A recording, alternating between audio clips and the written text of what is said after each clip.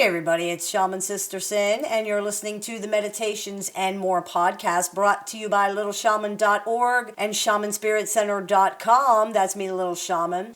Today I wanted to talk to you about the importance of self-talk. This is something that a lot of people don't necessarily realize, so I thought we could talk about it on the show today. We hear a lot about how people talk to each other, but what about how we talk to ourselves?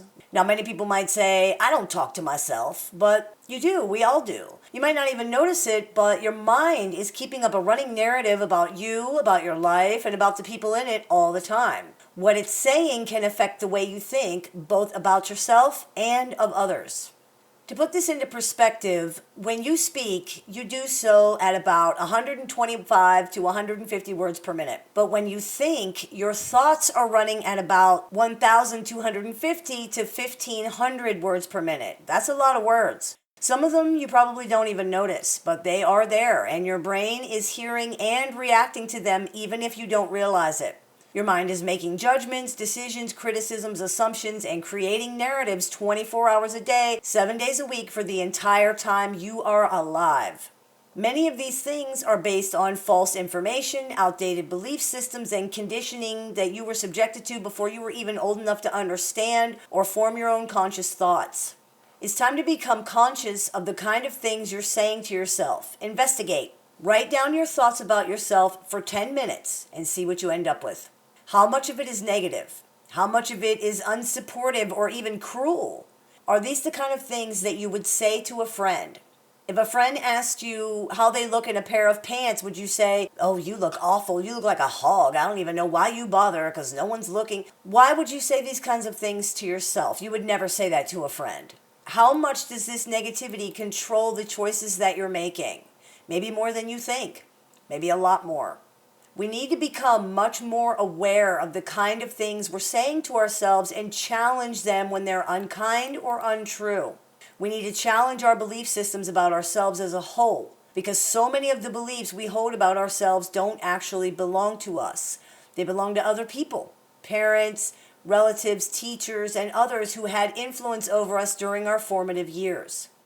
Children accept whatever they're told by adults, especially children under 6 years old. They have no filtration system or way to test any information they're given. It simply goes straight into their subconscious and becomes part of their personal makeup and part of their personal belief systems. Even well-meaning adults can unwittingly create negative beliefs in children's minds about themselves and the world in general. As adults, we need to aggressively examine the beliefs and opinions we have to be sure that they are true, that they're fair, and that they're actually our own opinions and beliefs.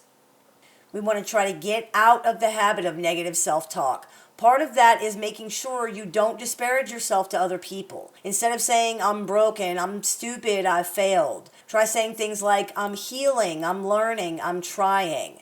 These things are not only kinder, they are the actual truth, whereas the other things are not the actual truth. The latter is more realistic, and that is what we want to aim for. Realistic expectations, realistic beliefs, and realistic narratives. When you catch yourself speaking unkindly or negatively to yourself, stop. Make a conscious, purposeful effort to speak more kindly and fairly to yourself. Examine your belief systems about yourself, about others, about everything, and find out if they are actually yours. Learn to observe your thoughts and challenge them regularly. Meditation helps enormously with that. This is a skill that can be vital in changing your life. After all, it's all in how you look at it. I hope that clears a few things up for you. As always, I look forward to your comments, questions, and suggestions, so please keep those coming. I take appointments online, over the phone, via text message, via email, and across Messenger. So if you're interested in speaking with me one-on-one, you can visit littleshaman.org and click the Book an Appointment tab to do that. I teach workshops a few times a month, so if you're interested in seeing what we have going on with that, you can visit littleshaman.org and do that as well.